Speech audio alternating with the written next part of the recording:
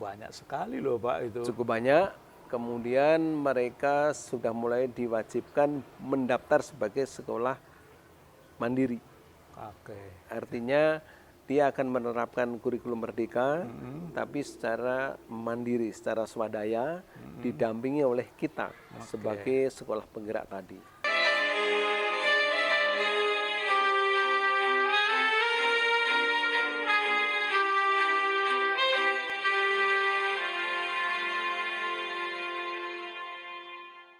Sekarang kembali lagi Pak ke sekolah penggerak Pak.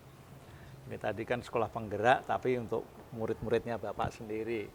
Nah sekarang tugasnya Pak Kepala Sekolah di dalam mengimbaskan kepala sekolah penggerak ini terhadap sekolah-sekolah lain gimana Pak? Ya, kita punya tugas setelah 2,5 tahun ini sebagai sekolah penggerak dengan pendampingan dari Kemdiknas. Baik kepala sekolah maupun guru, kita tiap 2 minggu sekali kita ada loka karya. Loka Karya dengan tim Kemdiknas. Dan alhamdulillah hasilnya cukup bagus. Itu terwadai dalam sebuah komunitas komite pembelajaran. Namanya komite pembelajaran. Jadi yang mengajar dalam kelas kurikulum merdeka itu otomatis sebagai komite pembelajar. Kurikulum merdeka. Nah, kita sudah 2,5 tahun. Nah, pada tahun ketiga nanti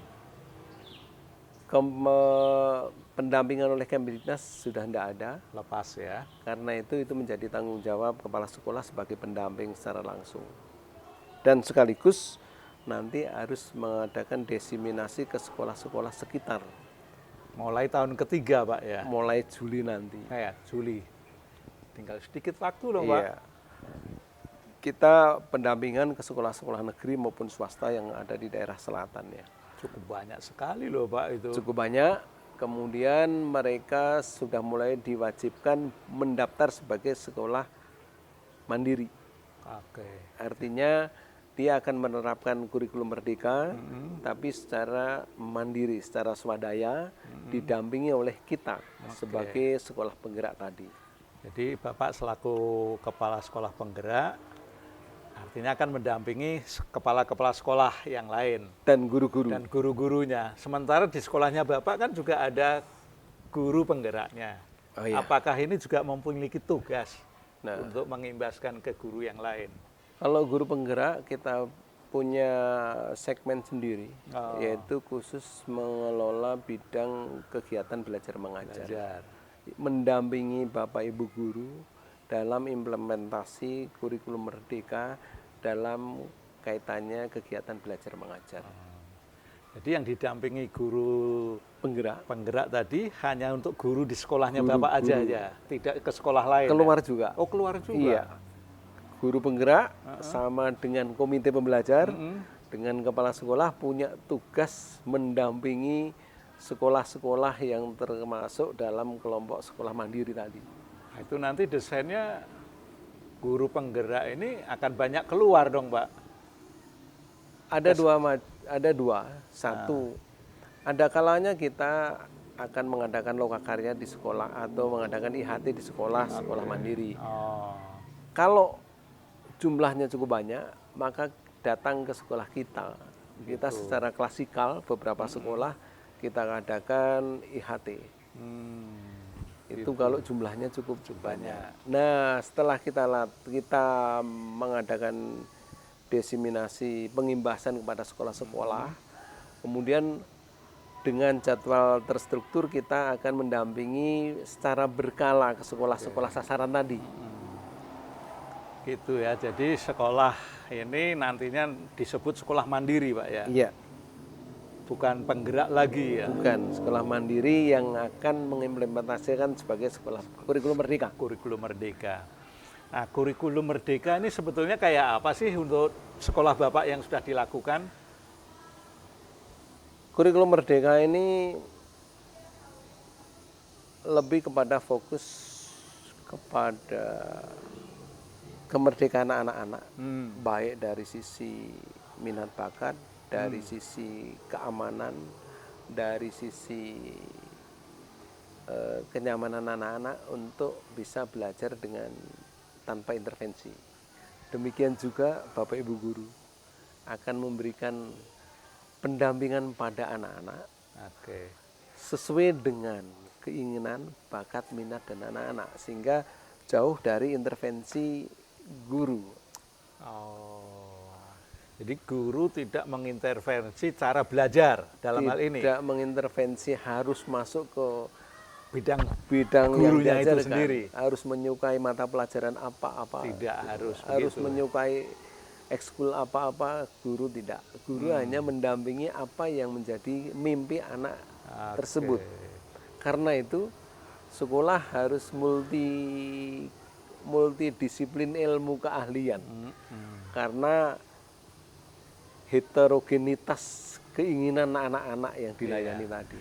Jadi kalau saya melihat dari awal perbincangan Pak Kepala tadi, sesungguhnya luar biasa karena Bapak sudah memetakan murid-murid loh. Karena itu di awal dipetakan dulu, supaya kita memberikan layanan sesuai dengan keinginan anak-anak yang sudah termasuk dalam pemetaan tadi.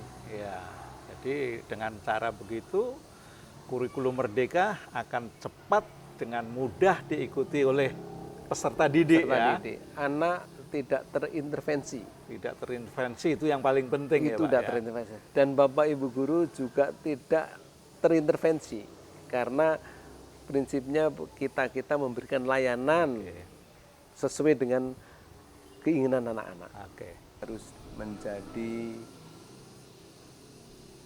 materi dasar untuk terlaksananya kurikulum Merdeka.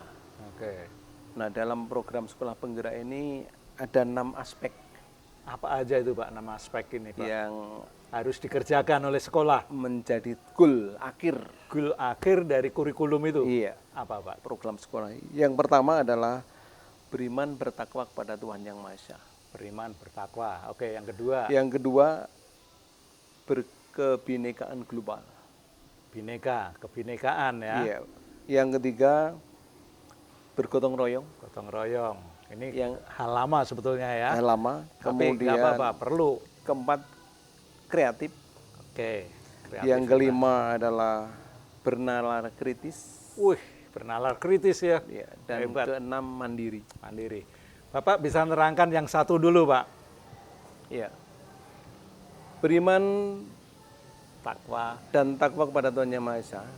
Ini menjadi tujuan akhir dari program sekolah penggerak melalui kurikulum Merdeka.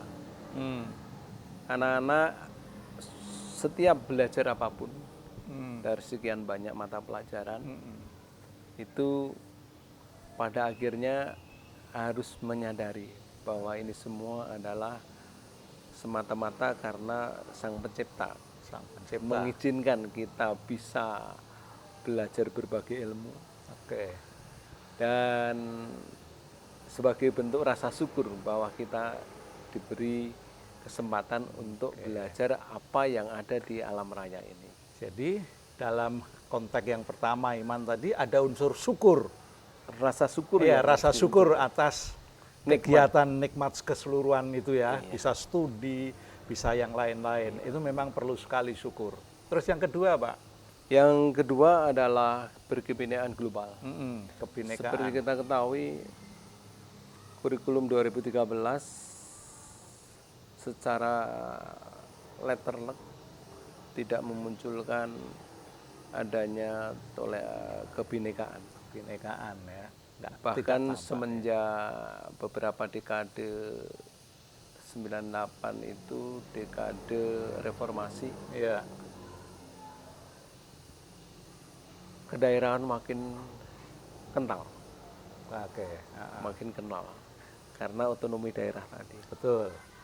Sehingga kedaerahan makin menjadi-jadi. Daerah merasa punya kewenangan sendiri, punya power sendiri. Punya power sendiri, itu tanah lahir kita yang harus mengelola.